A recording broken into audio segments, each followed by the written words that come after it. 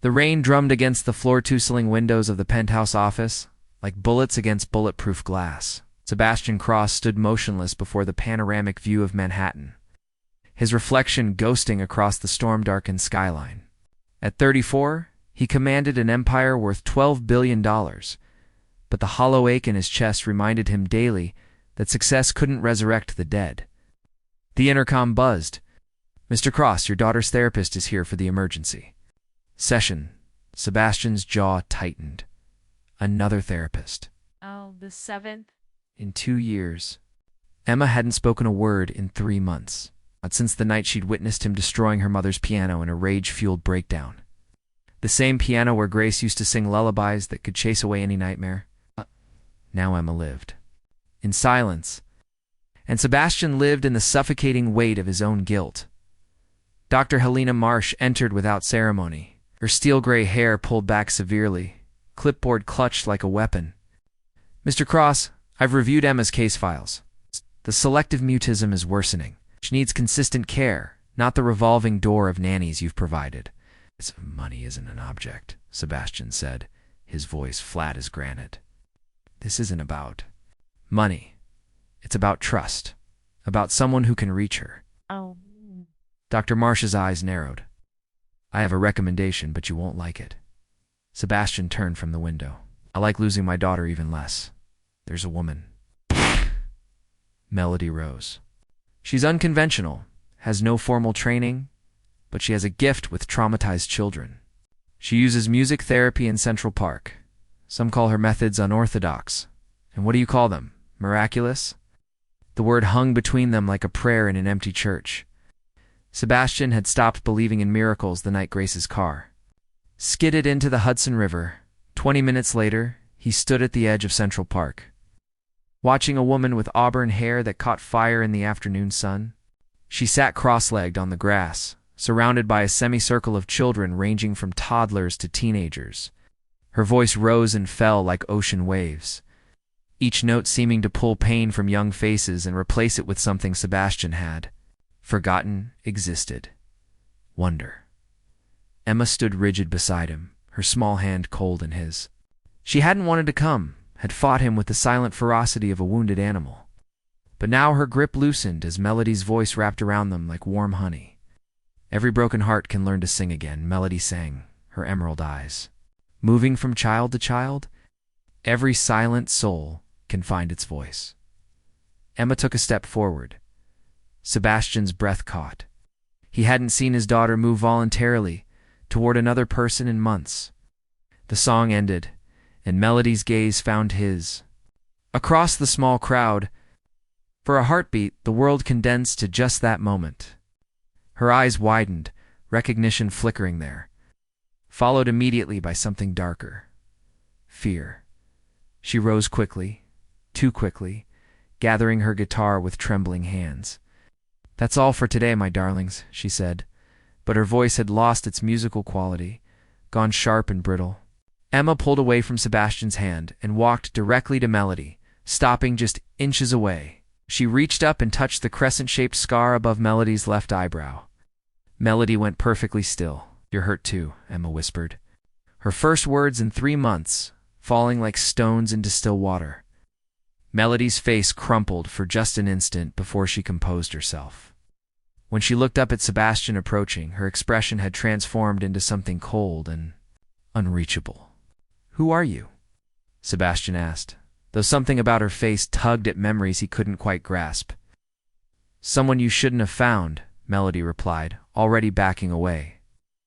But Emma had wrapped her small arms around Melody's legs, clinging. With desperate intensity, "Don't go. Please don't go." Sebastian saw the war playing out across Melody's features, the way she looked down at Emma like she was seeing a ghost. When she looked back at him, her eyes held secrets heavy enough to drown in. "I can't," she whispered. "Can't what?" "Help her." Melody gently pried Emma's arms away. "I'm sorry. I can't help her." She walked away quickly, leaving Sebastian standing, with his daughter in the gathering dusk, more questions burning in his chest than when he'd arrived.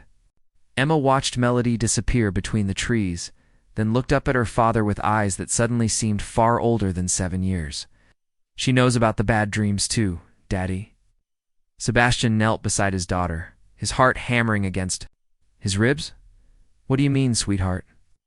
She has the same scared look Mommy had, right before the car took her away. The words hit Sebastian like physical blows. Grace had been terrified the night she died, had called him crying about something she couldn't explain over the phone. She'd been driving to his office to tell him when the accident happened. He pulled Emma close, his mind racing. Alfie. Melody rose. Wasn't just some park performer.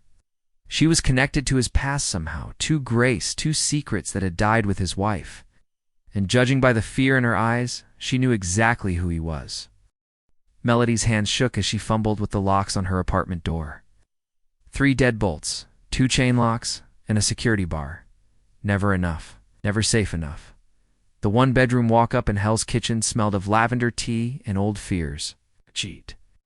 Music covered every surface like fallen snow, compositions she'd written but never performed. Melodies that lived only in the shadows of her carefully constructed exile. She pressed her back against the door and closed her eyes. But Emma's face bloomed in the darkness. Those ocean blue eyes, so much like Grace's, the same stubborn chin, the same way of tilting her head when she was thinking, Grace's daughter, alive, beautiful, broken. The phone rang, its shrill cry cutting through her thoughts. The caller ID showed a number she'd blocked 6 times. I know you're there, Melody. Sebastian's voice filled her apartment through the answering machine. Rich and commanding, even filtered through cheap speakers. Emma hasn't spoken since we left the park 3 days ago. She just sits by her window, humming your song. Melody sank onto her threadbare couch, wrapping her arms around her knees. She asked me if angels hide from the people they're supposed to protect. Sebastian's voice cracked slightly. I think she meant you. The machine clicked off, leaving silence that felt heavier than sound. Melody picked up her guitar, fingers finding the melody Emma had hummed along to. But the notes felt different now, weighted with memory and regret. A soft knock interrupted her playing. It was too soft to be threatening, too tentative to be Sebastian. She crept to the peephole and felt her world tilt sideways. Emma stood in the hallway, dwarfed by Sebastian's imposing frame. She wore a yellow sundress that made her look like captured sunshine. She was holding something close to her chest. Melody opened the door before her rational mind could stop her.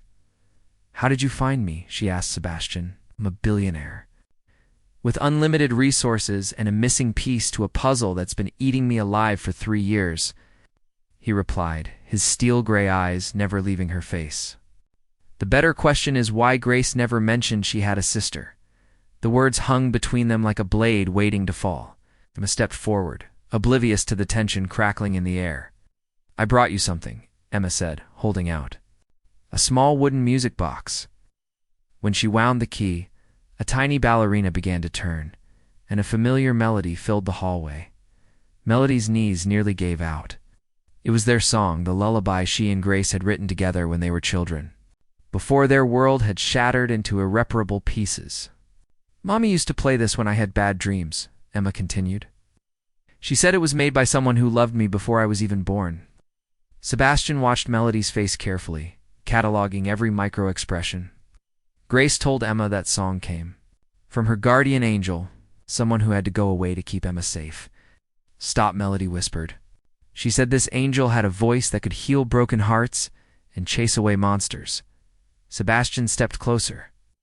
She said the angel had red hair and green eyes and a scar shaped like a moon. Stop. She said the angel's name was Melody. The hallway began to spin. Melody gripped the doorframe, her carefully constructed defenses crumbling like sandcastles before the tide. How long have you known? Sebastian's voice was soft now, dangerous in its gentleness. Since Emma touched my scar, Melody admitted. She has Grace's hands. Grace used to touch my scar the same way when she was scared. Emma looked between the adults, sensing currents she couldn't understand. Are you my mommy's angel? The question broke something vital inside Melody's chest. She knelt to Emma's eye. Level, tears blurring her vision. I was supposed to be, she whispered. I was supposed to protect her. From what? Sebastian demanded. Melody's eyes flicked to his face. and he saw terror there so raw it made his chest tight. "From you?" The words hit him like a physical blow. "What?" "Grace was going to leave you that night," Melody said, standing slowly. "She called me, terrified. Said you'd found out about the money she'd been hiding. Said you'd threatened to take Emma away from her if she tried to divorce you." Sebastian staggered backward. "That's impossible. Grace never tried to leave me. She was scared of what you'd do? She'd seen how you destroyed your business partners who crossed you, how you buried people who threatened your empire." Melody's voice grew stronger, fed by 3 years of suppressed rage. "She was driving to a hotel that night, with suitcases in her car. She was coming to get me, so we could disappear with Emma." "No." The word tore from Sebastian's throat. "Grace died in an accident. She lost control of her car." "She lost control because she was crying so hard she couldn't see," Melody shot back. "Because she was terrified of the man she'd married, the monster she thought you'd become." Emma's small voice cut through their battle like a knife. "Not a monster." Both adults looked down at her, remembering suddenly that she was there, absorbing every word like a sponge. Sebastian knelt beside his daughter, his face gray with shock. "Emma, sweetheart, what do you remember about Mommy's last night?" Lower lip trembled. "She was packing my toys. She said we were going on an adventure to see the singing lady. But then she got a phone call and started crying. She said Daddy was angry and she had to go fix it." The truth settled over them like ash from a distant fire. Grace hadn't been trying to leave Sebastian. She'd been trying to protect him from something he'd never even known about.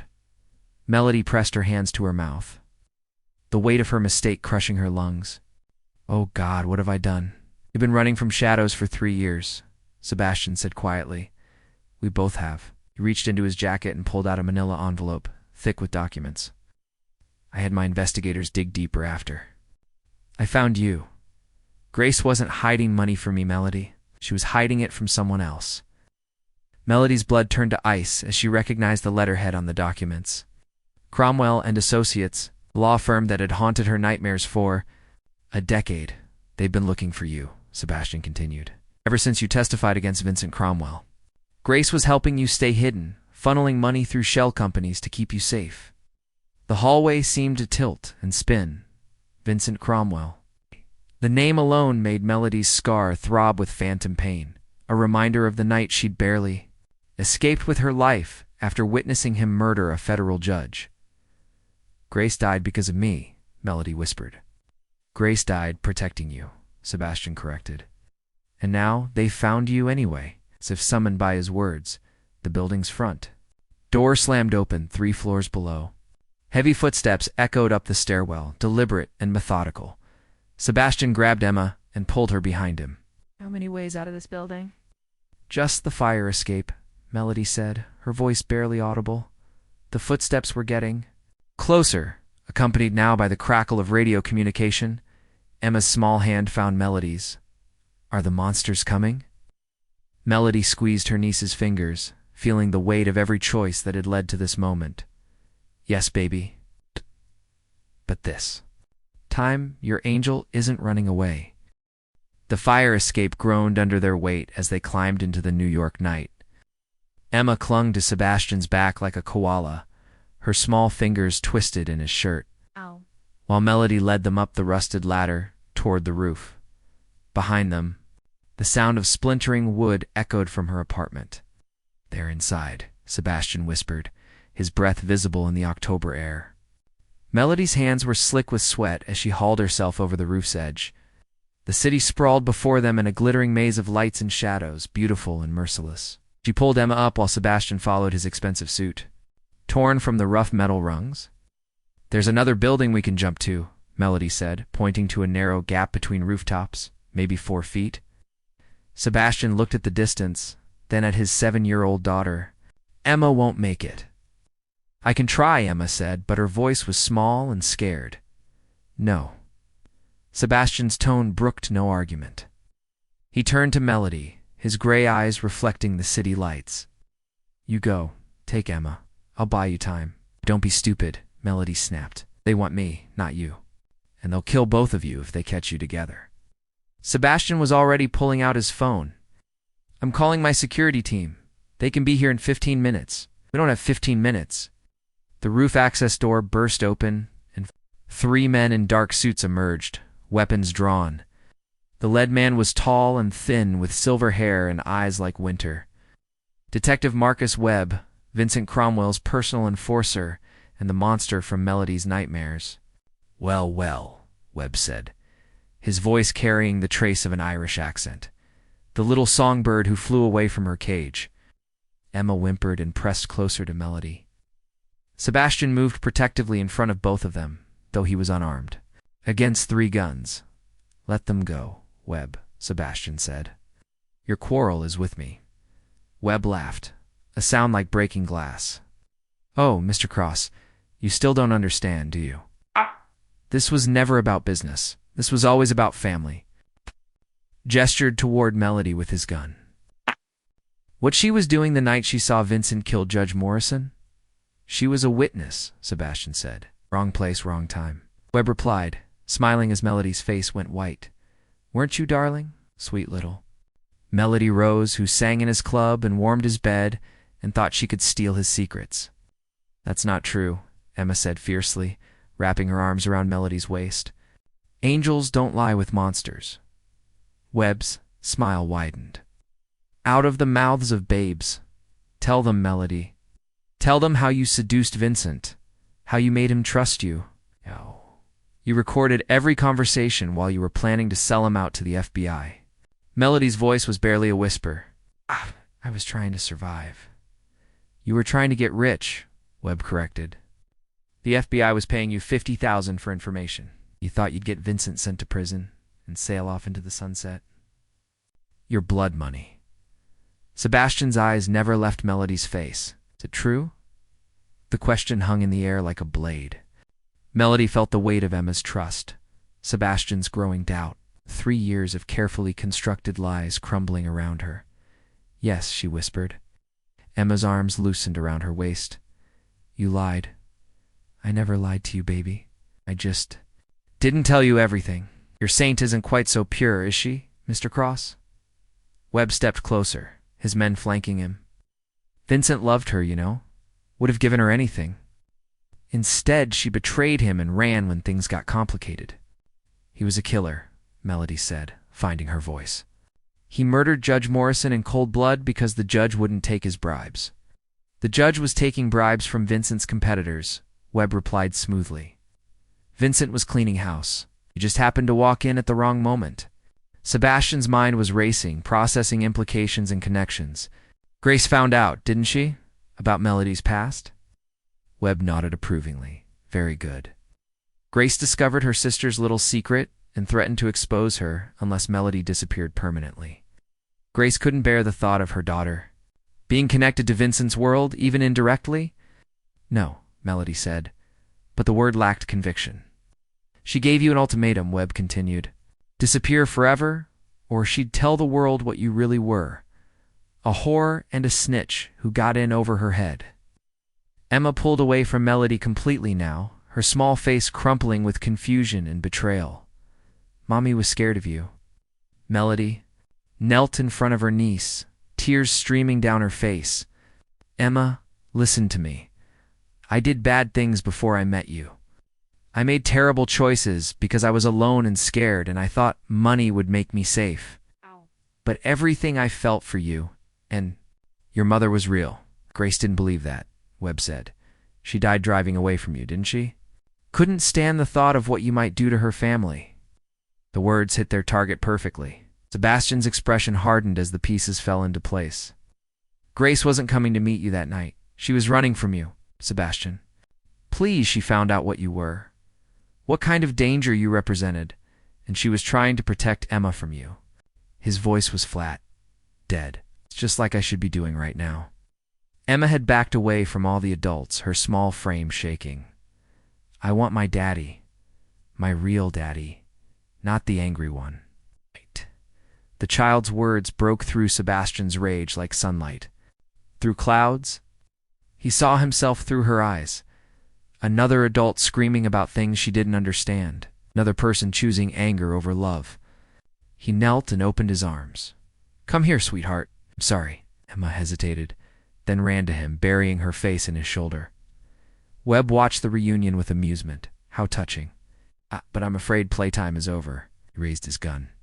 And Melody knew with crystal clarity that he wasn't going to take her alive. Vincent Cromwell wanted her dead, had always wanted her dead, and Webb was here to finish what they'd started 3 years ago. Time slowed. Melody could see the slight tightening of Webb's finger on the trigger, could see Sebastian realizing what was happening, could see him starting to move to shield Emma with his body. She made her choice. Melody threw herself sideways, not away from the gun, but toward the edge of the roof. She hit the low concrete barrier and used her momentum to vault over it, catching herself on the fire escape ladder just as Webb's shot shattered the air where she'd been standing. Melody. Emma's scream followed her down as she began to climb, drawing Webb's attention away from the father and daughter. 2 more shots rang out, sparking off the metal rungs near her hands. She could hear Webb shouting orders to his men. Hear Sebastian's voice raised in fury and desperation. But she kept climbing down, leading the monsters away from the only family she had left. Just like Grace had tried to do 3 years ago. The difference was, Melody didn't plan to die running. Melody's feet hit the alley pavement with jarring force, her ankle twisting on the uneven concrete. She could hear boots thundering down the fire escape behind her, Webb's men in pursuit. The narrow space between buildings offered little cover, just overflowing dumpsters and the acrid smell of rotting garbage. She limped toward the street, each step sending lightning bolts of pain up her leg. Behind her, a gun fired twice, bullets sparking off brick walls and sending chips of mortar raining down like deadly snow. The mouth of the alley opened onto 42nd Street, late-night traffic streaming past in rivers of light. Melody burst onto the sidewalk and immediately collided with a businessman walking his dog. They went down in a tangle of limbs and leashes, the man cursing as his coffee splattered across the concrete. Sorry, Melody gasped, struggling to her feet. The businessman looked up at her, his expression shifting from annoyance to alarm as he took in her appearance. Torn clothes, bleeding hands, wild eyes. Miss, do you need help? Should I call no police? She said quickly, then realized how that sounded. Please, just go. She pushed past him and plunged into the crowd, using the late-night theater district pedestrians as cover. Behind her, Webb's men reached the street and began fanning out, their eyes scanning the crowd with predatory focus. Melody's phone buzzed. A text from an unknown number, the Chrysler Building. Observation deck. Come alone or the child dies. Her blood turned to ice. Vincent had Emma. Another message arrived immediately, this one with a video attachment. Melody ducked into a 24-hour diner and opened it with trembling fingers. The video showed Emma sitting in a chair in what looked like an elegant office. She wasn't hurt, but her eyes were red from crying. A man's voice spoke from off-camera, cultured and smooth as aged whiskey. Hello, my dear Melody. It's been far too long. Vincent Cromwell stepped into frame, and Melody's scar began to throb. He looked exactly as she remembered. Silver hair, swept back, expensive suit, eyes the color of Arctic ice. The only difference was a thin white line running from his left ear to his jaw, souvenir from the night she'd fought her way out of his penthouse.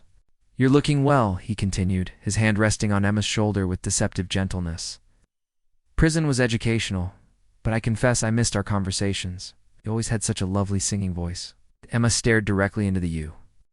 Camera, he says you're coming to get me. Says you won't let the monsters hurt me. Vincent's smile was razor sharp. The child has remarkable faith in you. I do hope you don't disappoint her the way you disappointed me. The video ended. Melody closed her eyes, feeling the weight of every choice that had led her to this moment. 3 years of running, 3 years of hiding, and it all came down. To this, Vincent had Emma, and he would kill her just to watch Melody suffer. Unless she gave him what he really wanted. Her phone rang. Sebastian? Where are you? His voice was tight with barely controlled panic. They have Emma, she said. I know. I'm tracking them. Vincent took her in a black sedan, heading toward Midtown. My security team is mobilizing. No. Melody's voice was steady now, resigned. No teams, no cavalry. Vincent will kill her if he sees anyone else coming. Melody, listen to me. You can't face him alone. He'll kill you both. Maybe, but it's the only chance she has. Silence stretched between them, filled with the weight of unspoken truths and shattered trust. I know what you think of me now, Melody continued. Know what I look like to you? Con artist, a whore, a woman who got your wife killed because of my selfish choices? Melody, you're not wrong. I did seduce Vincent. I did plan to sell him out for money. I was 21 and stupid and terrified, and I thought $50,000 would buy me a new life somewhere safe. Her voice cracked. I never thought about who might get hurt. I never thought about consequences. She could hear Sebastian breathing on the other end of the line. Could picture him standing somewhere in the city, torn between hatred and something. Deeper Grace tried to save me, she whispered. Ass. Even after she found out what I was, she tried to help me disappear. She died because she loved me despite everything I'd done. Sebastian asked, and she could hear the surrender in his voice. To finish what I started 3 years ago. I'm coming with you. No, this is my mess. My family, my responsibility. Emma is my daughter, Sebastian said fiercely. And despite everything, despite all the lies and the running and the pain, I think I'm falling in love with the woman who saved her in that park. The woman who would rather die than see her hurt. The words hit Melody like a physical blow. Don't say that. It's true. I see who you are now, underneath all the fear and guilt. I see the woman Grace loved enough to die protecting. Tears streamed down Melody's face. I'm going to die tonight, Sebastian. Vincent won't let me walk away from this. Then we die together. No, Emma needs you alive. She needs at least one parent who can love her without conditions, without secrets, without blood on their hands. She could hear sirens in the distance, growing closer. Webb's men had probably found the businessman she'd knocked down, were tracing. Her path through security cameras and witness statements. There's something I need you to know, she said quickly. About Grace's last night. About why she was really driving to see you. Melody, there's no time she wasn't running from you. And she wasn't running from me. She was pregnant. The words fell into silence like stones into a deep well. What? She called me 3 hours before the accident? She'd just taken the test? She was scared and excited, and she wanted to tell you in person. Wanted to surprise. You. Melody's voice broke. She was driving to your office to tell you that Emma was going to be a big sister. She could hear Sebastian's sharp intake of breath, could imagine the pain and wonder and grief warring across his features. Vincent's people knew about the pregnancy, she continued. They thought the baby might be leverage against me somehow, something they could use to force me out of hiding. Grace was trying to protect all of us. She was coming to get me so we could disappear together, start over somewhere safe. She never made it, Sebastian whispered. She never made it because I was too much of a coward to face Vincent myself. I let her take the risk while I hid like a child. Melody stood up from the diner booth, her decision crystallizing into something hard and bright and final. I won't hide anymore, she said. Tell Emma that her angel loves her. Tell her that. Sometimes angels have to fly into the darkness to keep the light safe. She ended the call and turned off the phone, dropping it into a trash can as she walked back onto the street. The Chrysler Building rose before her like a silver needle piercing. The sky, its Art Deco spire gleaming in the moonlight. Somewhere in that tower, Vincent Cromwell was waiting with a scared little girl and 3 years of accumulated rage. Melody had no weapons, no plan, no backup. But she had something Vincent had never understood, something that had taken her 3 years of running to finally recognize. She had something worth dying for. You're lying, she whispered. My Vincent selected a photograph and held it up. A younger Grace shaking hands with FBI Director Patricia Wells. Special Agent Grace Morrison, recruited straight out of Quantico. Her mission was to infiltrate Sebastian's inner circle and gather evidence of his alleged money laundering operations. Emma looked between the adults, confusion and fear warring across her small features. What's he talking about? What's FBI? Vincent ignored the child, his attention focused entirely on Melody's crumbling composure. Grace married Sebastian for the Bureau, had his child for the Bureau, lived a lie for 7 years, all in service to a case that never materialized because Sebastian Cross, despite his ruthless business practices, was surprisingly clean.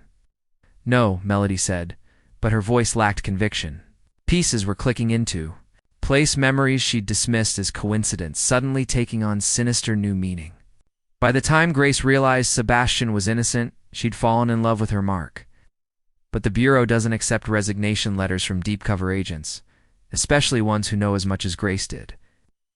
Vincent's smile was cold as winter, so they gave her a new assignment. He pulled out another photograph. This one showed Melody herself, much younger, singing on a small stage in what looked like a dingy nightclub. They wanted someone close to me.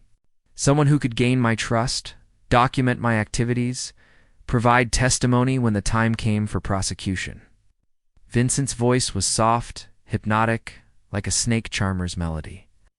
Grace volunteered her little sister, the struggling singer Hood. Do anything for money and security. The room began to spin.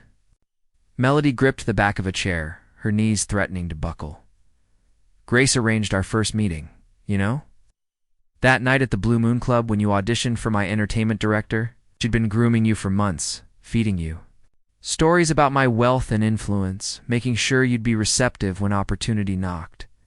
She wouldn't, Melody said, but the words were hollow.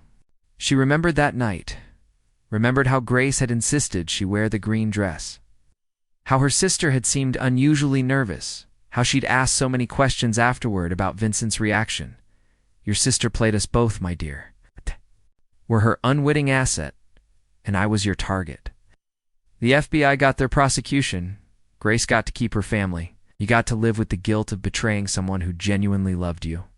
Emma's small voice cut through the revelation like a blade. Mommy wasn't bad. Mommy was good. Vincent knelt beside her chair, his expression softening into something almost paternal. Your mother was many things, little one, good and bad often. We're the same face. He stood and walked to the windows, gazing out at the city lights.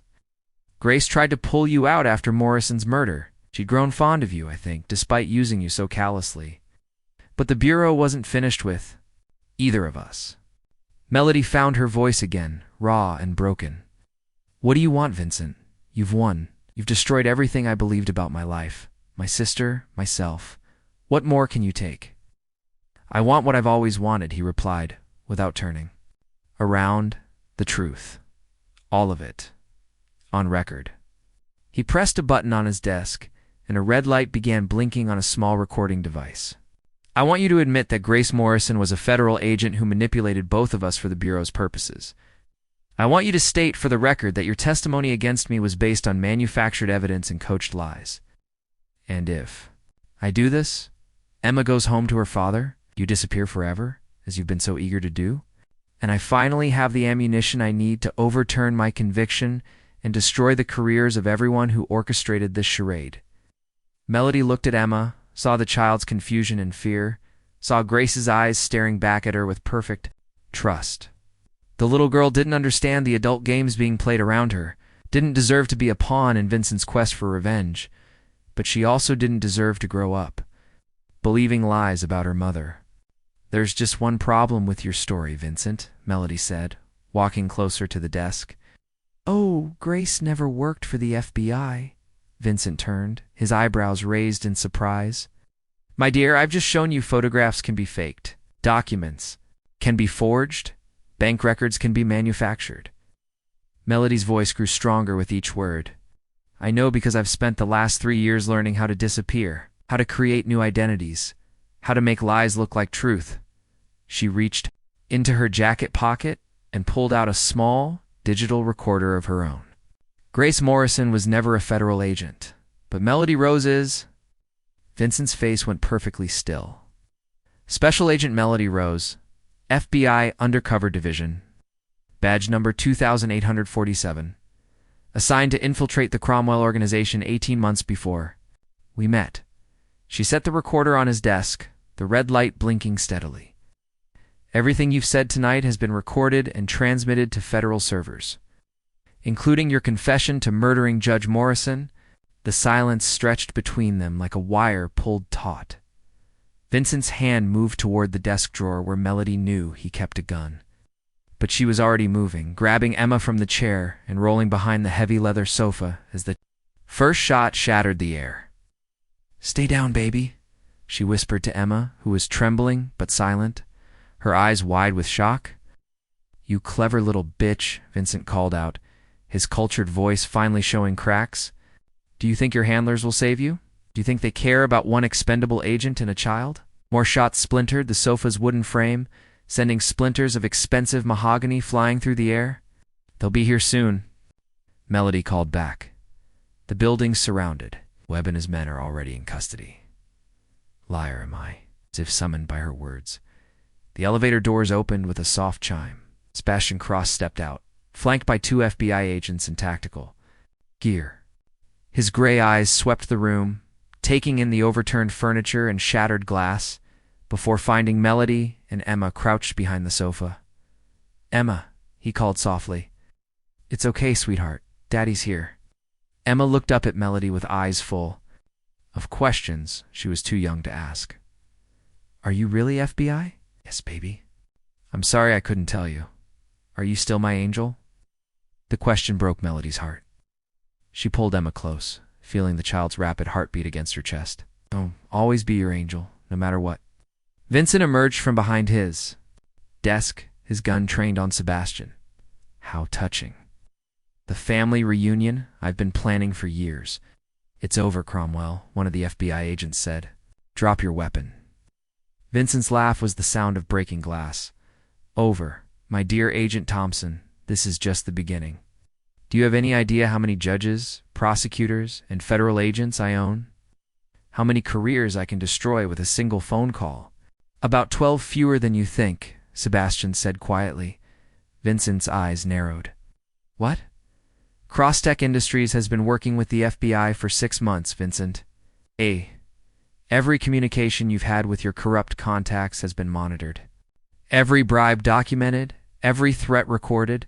Sebastian's voice was steady as granite. "Your entire network is being rolled up as we speak." The gun in Vincent's hand began to tremble, the first sign of the fear he'd kept buried beneath years of careful control. "You don't understand," he said, his voice rising. "I built an empire. I own this city. I own people in Washington who can make problems disappear." "You own them," Agent Thompson corrected, past tense. Vincent swung the gun toward Emma and Melody, his finger tightening on the trigger. Time slowed to crystalline clarity as Melody saw his intention. Saw the madness finally breaking through his sophisticated facade. She threw herself forward, putting her body between the gun and Emma as Sebastian lunged from the other direction. The shot was impossibly loud in the enclosed space. Echoing off the windows like thunder, Melody felt the bullet's impact like a sledgehammer to her chest, spinning her around and sending her crashing into Vincent's desk. The world went gray at the edges, sound becoming muffled and distant. Through the haze, she saw Sebastian tackle Vincent to the ground, saw FBI agents swarming the room, saw Emma's small face hovering over her with tears streaming down her cheeks. "Angel," Emma whispered. "Don't go away. Please don't go away." Melody tried to speak, tried to tell the child that everything would be all right, but her lungs wouldn't work properly. Blood was spreading across her shirt in a dark stain. She could taste copper on her lips. Sebastian appeared beside Emma, his face gray with shock. "Medics are coming," he said, pressing his hands against her wound. "Hold on, Melody. Just hold on." She managed to lift her hand, touching Emma's tear-stained cheek with fingers that felt cold and distant. "Sing?" she whispered. Emma's small voice rose uncertainly, the melody wavering with tears but growing stronger with each note. It was the song from the park, the lullaby that had brought them together, that had started this whole journey. "Little butterfly, don't you cry. Your angel's love will never die." Other voices joined in. Sebastian's deep baritone, surprisingly sweet. Agent Thompson's uncertain tenor. Even some of the paramedics who'd arrived began humming along as they worked over. Melodies still form. The song filled the penthouse office, drove back the shadows and silence. became something larger than the sum of its parts. It became Hope 6. Months later, Melody stood in Central Park watching Emma chase butterflies through a field of late spring daffodils. The scar on her chest ached when it rained, and she would never again take breathing for granted. But she was alive, live and free, and surrounded by a family she'd never expected to have. Sebastian sat beside her on their favorite bench, his arm around her shoulders, his wedding ring catching the afternoon sunlight. The small ceremony had been held in Emma's hospital room while Melody recovered from surgery, with Agent Thompson serving as an unconventional maid of honor and Emma insisting that angels and daddies should always live in the same house. "She's getting so big," Sebastian murmured, watching his daughter tumble in the grass with the carefree abandon of a child who no longer lived in fear. "Grace would be proud," Melody replied. She would be proud of both her girls. Vincent Cromwell had died in federal prison 3 months earlier, his empire of corruption crumbling around him like a house built on sand. His death had been ruled a suicide, though Melody suspected the truth was more complex. Men like Vincent made enemies easily and rarely died peacefully. She didn't mourn him.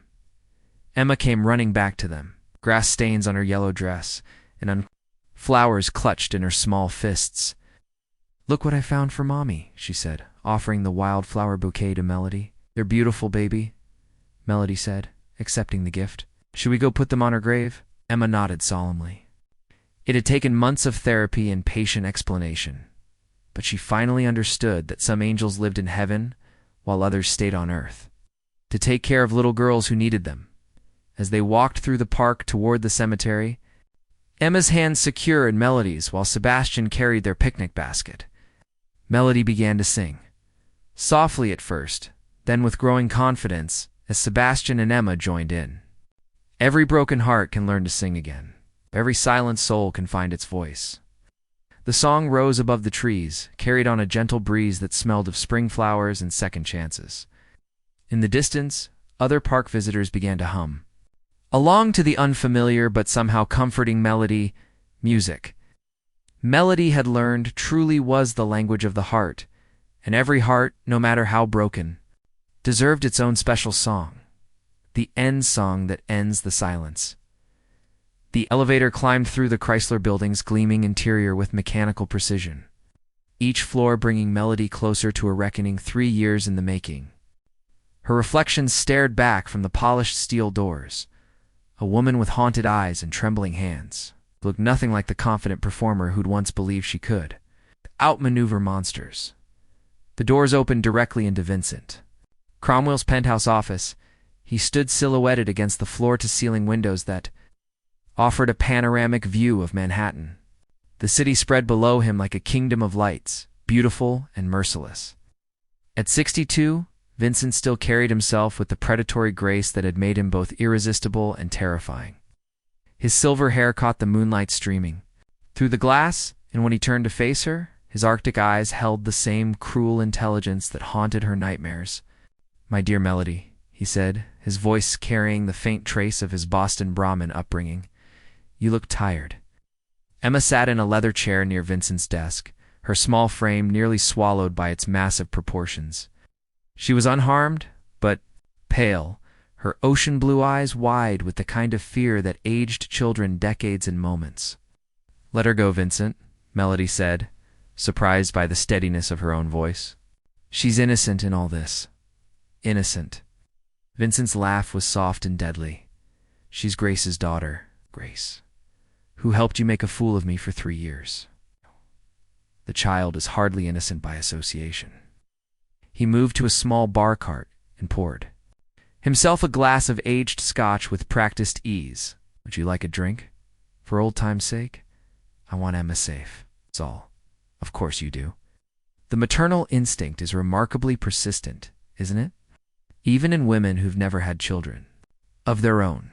Vincent sipped his scotch, studying her over the rim of his glass. "Do you know what I learned during my incarceration, my dear?" Melody remained silent, every muscle in her body coiled for movement. "I learned that revenge is a dish best served with understanding.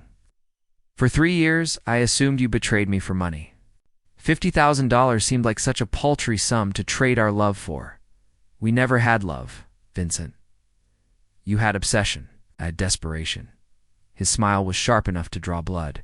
Perhaps, but desperation can look remarkably like love when you're drowning. He walked to Emma's chair, his hand settling on her shoulder with deceptive gentleness. Emma flinched at his touch, but didn't pull away, trapped by the kind of animal instinct that knows when predators are watching. I've spent considerable time thinking about that night, Vincent continued. The night you saw me kill Judge Morrison. Do you know what troubled me most about your testimony? The fact that it sent you to prison? The fact that you were there at all? His fingers tightened on Emma's shoulder, and she whimpered softly. You see, Morrison's murder was planned months in advance. The timing, the location, the method, everything was calculated to ensure no witnesses. Melody's blood began to chill as she saw where this was heading. Yet somehow, my beautiful little songbird just happened to walk into my study at the exact moment I was disposing of a problem. Vincent's eyes glittered with malicious triumph. The odds of such coincidence are astronomical, wouldn't you say? What? Are you suggesting? I'm not suggesting anything, my dear. I'm stating fact. He released Emma and walked to his desk, pulling out a thick manila folder. It took my investigators nearly 2 years to uncover the truth, but money and patience can unlock remarkable secrets. He opened the folder and spread photographs across the mahogany surface. Images of documents, bank records, hotel receipts, a paper trail that stretched back over a decade. Your sister Grace wasn't the saint you believed her to be, Vincent said. Softly, she was FBI from the very beginning. A federal agent who seduced Sebastian Cross to get close to his business dealings, then stayed to play house when she fell pregnant. The end asterisk like this video if the story touched your heart. Subscribe for more emotional tales and share with someone who believes in the power of true love. And let us know in the comments. We love connecting with our global community of romance lovers.